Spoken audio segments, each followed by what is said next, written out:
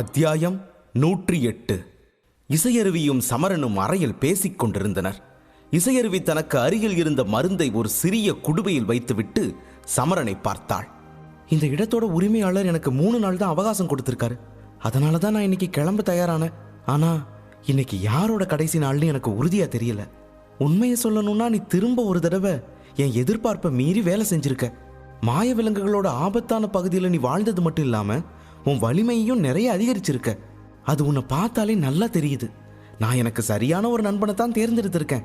உன்னை பார்த்தா எனக்கு ரொம்ப பெருமையா இருக்கு என்ற இசையருவி சமரனை பார்த்து கண் சிமிட்டினாள். அதை கண்ட சமரன் சிரித்தான். என் அதிர்ஷ்டம் நல்லா இருக்கு, உன் அதிர்ஷ்டம் நல்லா இருக்குன்னு பேசுனது போதும். இதையெல்லாம் விட்டுட்டு வா, இங்கிருந்து போகலாம். ஓநாய் கூட்டத்தை பழி வாங்குற என் எண்ணம் இன்னும் மாறல. நம்ம உடனே கிளம்பணும் என்றான் சமரன். கண்டிப்பா, என்னோட இந்த நிலைக்கு பின்னாடியும் ஓநாய் அணிதான் இருக்கு. அவங்கள சும்மா விடக்கூடாது. இப்போ நான் இங்கிருந்து வெளியே போகணும். ஆனா இங்க இருக்கிற எல்லாரும் என்ன நினைவுல வச்சிருக்கிற மாதிரி நான் ஏதாவது செய்ய நினைக்கிறேன் என்று சிரித்தபடி கூறிய இசையருவி ஒரு குடுவையை பிடித்துக் கொண்டு சமரனின் முன் நின்றாள். அவளின் விஷம் தயாரிக்கும் திறமையால் சமரனுக்கும் அவளை நினைத்து கொஞ்சம் பயமாகத்தான் இருந்தது. ஆனால் இருவருக்கும் ஒரே எதிரி என்பதால் இசையருவி தன்னை ஒன்றும் செய்யப் போவதில்லை என்பது அவனுக்கு தெரியும். கண்டிப்பா இசை, நீ கிளம்பும் போது உன்னை ஞாபகப்படுத்துற மாதிரி எதையாவது நாம விட்டுட்டு தான் இங்கிருந்து போவோம். அதுக்கு உதவதான் நான் இங்க வந்திருக்கேன் என்று லேசாக சிரித்தபடி சொன்னான் சமரன். அதன் பிறகு இசையருவி தன் பொருட்களை எல்லாம் எடுத்து வைக்க தொடங்கினாள்.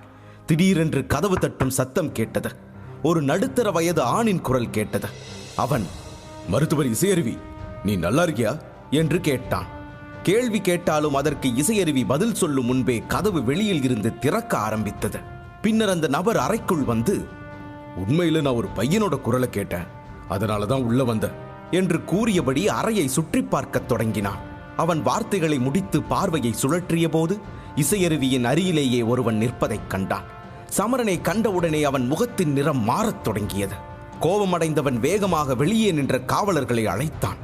ஏய், வெளியே என்ன பார்த்துட்டு நிக்கிறீங்க? அந்நியன் யாரோ ஒருவன் அறைக்குள்ள வந்திருக்கான் என்று அவன் கத்த, வெளியில் நின்ற 4 வீரர்களும் உடனடியாக அறைக்குள் வந்தனர். அவர்கள் தங்கள் ஆயுதங்களை இறுக்கிக் கொண்டு சமரனுக்கு முன்னால் வந்து நின்றனர். அப்போது முதலில் வந்த மனிதன் இசையருவி தன் பொருட்களை எல்லாம் மூட்டை கட்டி வைத்திருப்பதை பார்த்தான். இதை பார்த்தவனின் முகத்தில் பேய்த்தனமான ஒரு சிரிப்பு வந்தது. அட என்னமா இசையருவி, எல்லாம் தயாரா இருக்க போல, என்ன உன் நண்பனுக்கு நீ அறிமுகப்படுத்த மாட்டியா என்று கேலியாக கேட்டான். இதையெல்லாம் கண்ட இசையருவி மிகவும் வருத்தமானாள். அவளின் வாடிய முகத்தை கண்ட சமரன் ஒரு அடி முன் வந்து, என் பேரு சமரன், தாரகிய வம்சத்தை சேர்ந்த சமரன் என்றான். இதை கேட்டவனின் முகம் வெளிரிப்போக சற்று பதட்டத்துடன் சமரனை பார்த்தான். சமரனா? ஆனா நீ அந்த ஆபத்தான பகுதியோட மறுபக்கத்துக்கு போயிட்டேன்னு கேள்விப்பட்டனே, அது உண்மை இல்லையா என்று கூறியவன் பின் தன் பயத்தை போக்கி சுதாரித்துக் கொண்டு சமரனை பார்த்து சிரித்தபடி, அப்போ நீங்க தான் சமரன். நீங்க ரொம்ப வலிமையானவனா மாறிட்டீங்க, அப்படிதானே? உண்மையை சொல்றதுனா உங்களால இதையெல்லாம் செய்ய முடியும்னு நான் எதிர்பார்க்கவே இல்லை. அவ்வளவு ஆபத்தான கொடிய பகுதியிலிருந்து நீங்க தனியா திரும்பி வந்திருக்கீங்கன்னா நான் உங்களை பாராட்டி தான் ஆகணும். உங்களுக்கு தெரியுமா, இந்த அனந்தூர்ல இருக்கிற பெரியவங்க எல்லாரும் அந்த பகுதியை மரண கிணறுன்னு தான் சொல்றாங்க. அங்க இருந்து யாருமே திரும்பி வர மாட்டாங்களா என்று கூறினான் அவன். ஒருவேளை என் அதிர்ஷ்டம் நல்லா இருக்கலாம். சரி, நான் உங்க மருத்துவர் இசையருவி கூட வெளியே போக நினைச்சேன். அதனால நீங்க வழியை விட்டீங்கன்னா நாங்க இங்கிருந்து போயிடுவோம் என்று சமரனும் சிரித்தபடி சொன்னான். ஆனால் சமரன் சொன்னதை கேட்ட அந்த மனிதனின் முகத்தில் இருந்த புன்னகை மறைந்து லேசான கோபம் வந்தது. ஒத்துக்கிறேன், நீங்க சொன்னது சரிதான். உங்க அதிர்ஷ்டம் தான் உங்களை இங்க வர கொண்டு வந்து சேர்த்திருக்கு. ஏன்னா நீங்க இப்போ ரோஜா மருந்தகத்துக்கு வந்திருக்கீங்களே. ஆனா நீங்க இன்னும் கொஞ்ச நாள் இங்கேயே இருக்க விரும்புறேன். உண்மையை சொல்றதுன்னா உங்களை போல ஒரு போர் வீரனை பத்தி மேலும் மேலும் தெரிஞ்சுக்கன்னு ஆசைப்படுறேன் என்று சொன்ன அந்த மனிதன் போர் வீரர்களுக்கு சமிக்ஞை செய்தான். அவர்கள் கதவை மூடிக்கொண்டு வந்து நின்றனர். சமரனுக்கு விசேஷமான புதையல் கிடைத்திருப்பதாக ஏற்கனவே அந்த மனிதன் கேள்விப்பட்டிருந்தான். இப்போது சமரனே இங்கு வந்திருக்கிறான். பிறகு எப்படி அந்த மனிதன் அவனை அவ்வளவு எளிதில் விடுவான்? ஆனால் அதற்குள் இசையருவி தன் பொருட்களை எல்லாம் எடுத்து வைத்திருந்தாள். பின் தனக்கு தேவையானதை கையில் எடுத்துக்கொண்டவள் முன்னே வந்து அந்த மனிதனை பார்த்தாள். சேதுபதி, நீங்க என்கிட்ட ஏதாவது சொல்லணும்னா சொல்லுங்க.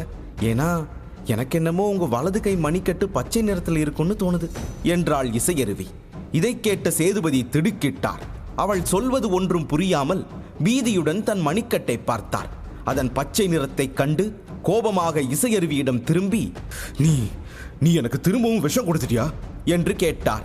இதை கேட்ட இசையருவி சத்தமாக சிரிக்கத் தொடங்கினாள். ஆமா, ஆனா இந்த தடவை உங்களுக்கு மட்டும் இல்ல, அறைக்குள்ள வர்ற எல்லாருக்கும் தான். சொல்ல போனா என் பாதுகாப்புக்காக மட்டும்தான் நான் இதை செஞ்சேன். சேதுபதி, என் விஷயம் எவ்வளவு பயனுள்ளதா இருக்குன்னு உங்களுக்கு தான் தெரியுமே. உங்களுக்கு தான் அந்த அனுபவம் இருக்கே. ஆனா போன முறை மாதிரி உங்களால தப்பிக்க முடியாது. இது நானே கண்டுபிடிச்சது.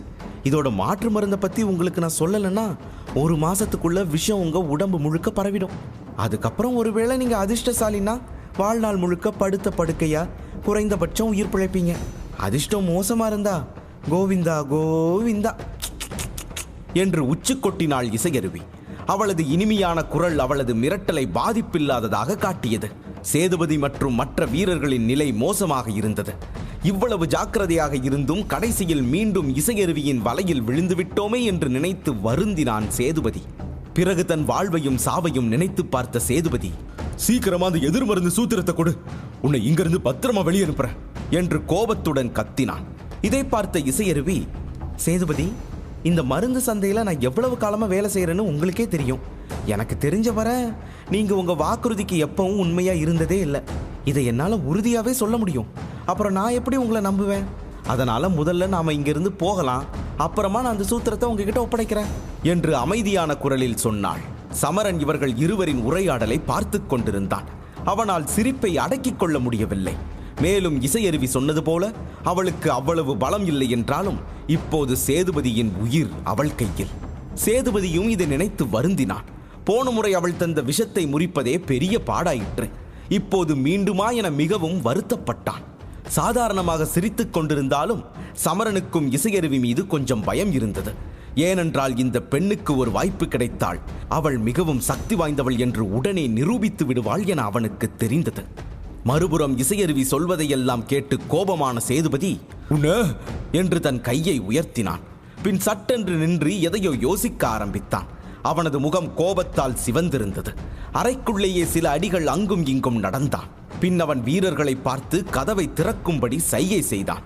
அவங்களை வெளியே போக விடுங்க என்று சேதுபதி கூற இசையருவியும் சமரனை திரும்பி பார்த்து இங்கிருந்து போகலாம் என்று புன்னகையுடன் சொன்னாள். அவளின் பேச்சை கேட்டு முதலில் அறையை விட்டு வெளியேறினான் சமரன். அவனைத் தொடர்ந்து இசையருவி என இருவரும் கதவை விட்டு வெளியேறியதும் சேதுபதியும் தன்னுடன் 4 வீரர்களை சேர்த்துக் கொண்டு கோபத்துடன் இருவரையும் பின்தொடர்ந்தான். சமரனும் இசையருவியும் திறந்த வெளியை நோக்கி நடக்க ஆரம்பித்தனர். சந்தையில் இருந்து வெளியே வந்ததைக் கண்ட இசையருவி தனது நீல நிற தோழியை விசிலுடன் அழைத்தாள்.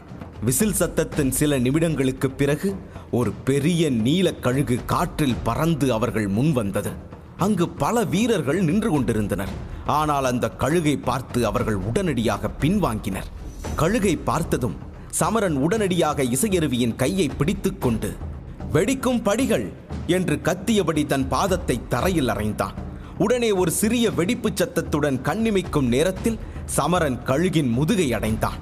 சமரன் இசையருவியுடன் சேர்ந்து புதையல் கிடைக்கும் என்ற நம்பிக்கையும் தன்னை விட்டு விலகிப் போவதை உணர்ந்த சேதுபதி வருத்தமடைந்தான். கழுகில் அமர்ந்த இசையருவி கழுகை பறந்து செல்லும்படி சமிக்ஞை செய்தாள். உடனே கழுகு காற்றில் பறக்க தயாரானது. கழுகு மேலே எழும்பும் நேரம் இசையருவி ஒரு சூத்திரத்தை தரையில் வீசிவிட்டு பின் கழுகுடன் கிளம்பினாள். அவள் அங்கிருந்து செல்வதை பார்த்த சேதுபதிக்கு கடும் கோபம் வந்தது. ஆனால் அவனால் ஒன்றும் செய்ய முடியவில்லை. அந்த சூத்திரத்தை எடுத்துக்கொண்டு மீண்டும் கடைக்கு சென்றான்.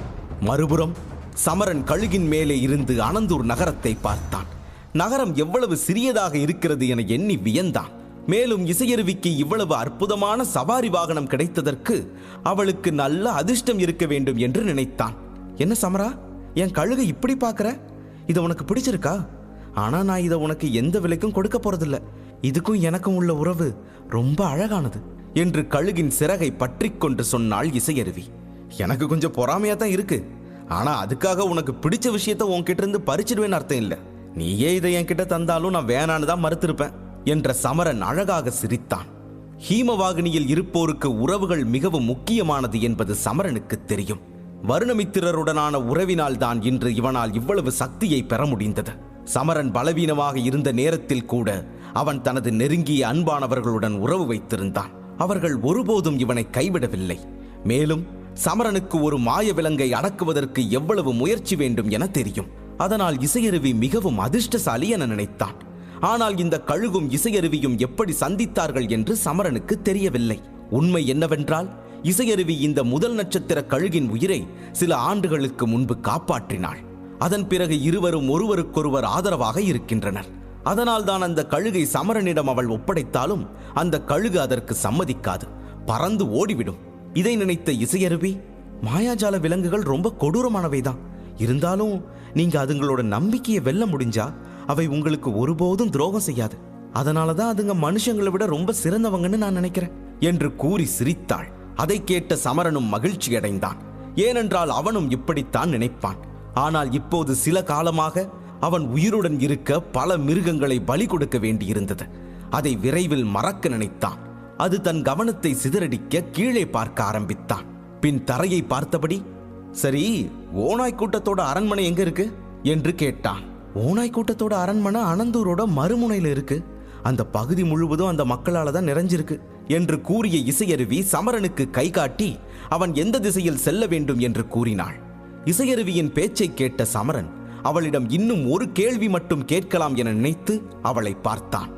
இத்தனை வருஷம் அனந்தூர்ல இருந்திருக்க, அந்த கூட்டத்தில் எத்தனை பேர் இருக்காங்கன்னு உனக்கு தெரிஞ்சிருக்கும் இல்லையா? அந்த அணியோட பலத்தை பத்தி ஏதாவது சொல்ல முடியுமா என்று கேட்டான்.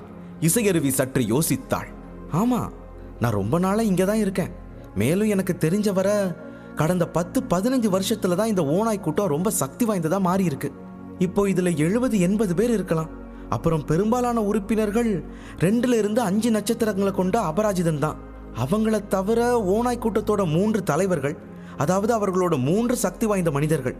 நீங்க ஏற்கனவே கொன்னுட்ட வேதாந்த், அவரை விட வலிமையானவர் காலன், அப்புறம் ரொம்ப சக்தி வாய்ந்த ஆபத்தான ஓநாய் கூட்டத்தின் தலைவரான கர்ணா என்று தனக்கு தெரிந்ததை சொன்னாள் இசையருவி. சமரன் ஏதோ யோசித்தான். காலன், அந்த பெயரை கேள்விப்பட்டிருக்கேன்னு நினைக்கிறேன். ஆமா ஆமா, இப்போ நினைவுக்கு வந்துடுச்சு. அவனை முடிச்சிட்டு தான் உன்கிட்ட வந்திருக்கேன் என்று சொல்லி சமரன் சிரிக்க ஆரம்பித்தான். ஆனால் இசையருவி அவனின் பேச்சை கேட்டு கொஞ்சம் பயந்து போனாள். பிறகு சமரனை தொடர்ந்து பார்த்து கொண்டே இருந்தாள். உன் பலத்தை நான் திரும்பவும் குறைச்சு மதிப்பிட்டின போல இருக்கு. காலன் ஒரு 9 நட்சத்திர அபராஜிதன். அதாவது சமரா, நீ பேசினதுல இருந்தே தெரியுது அவனை கொன்னதுல உனக்கு எந்த சிரமமும் இல்லை. அப்படின்னா நீயும் 9 நட்சத்திரங்களை அடைஞ்சிட்ட, அப்படிதானே? இதுக்கு அதான அர்த்தம் என்று சமரனை ஆச்சரியத்துடன் பார்த்து கேட்டாள். சமரன் புன்னகை செய்தான். அவள் கருத்தை அவன் ஏற்கவும் இல்லை, மறுக்கவும் இல்லை. அவனுடைய இந்த புன்னகையை பார்த்து இசையருவியும் சிரிக்க ஆரம்பித்தாள். அப்படின்னா ஓநாய் கூட்டத்துல இன்னும் கர்ணா மட்டும்தான் மிச்சம். அவன் கூட சண்டை போடக்கூடியவன் தான் என்று சொல்லி தலையை ஆட்டினாள் இசையருவி. அதை கேட்ட சமரன் உடனே கொஞ்சம் கலங்கி, ஆனா அவங்களோட எண்ணிக்கை ரொம்ப பெருசுன்னு எனக்கு தெரியும்.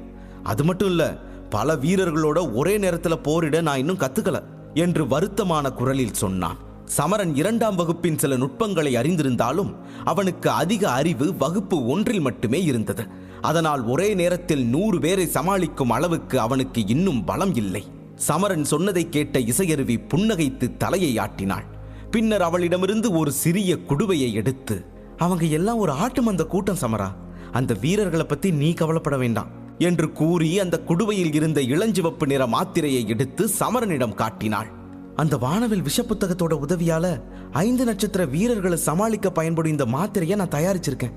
இதனால அந்த வீரர்கள் ஒன்னு போராடும் சக்தியை இழப்பாங்க, இல்லனா உயிரை விடுவாங்க என்று இசையருவி சொல்ல அந்த மாத்திரையை பார்த்த சமரனின் கண்கள் மின்னியது. லிங்க் டிஸ்கிரிப்ஷனில் கொடுக்கப்பட்டுள்ளது.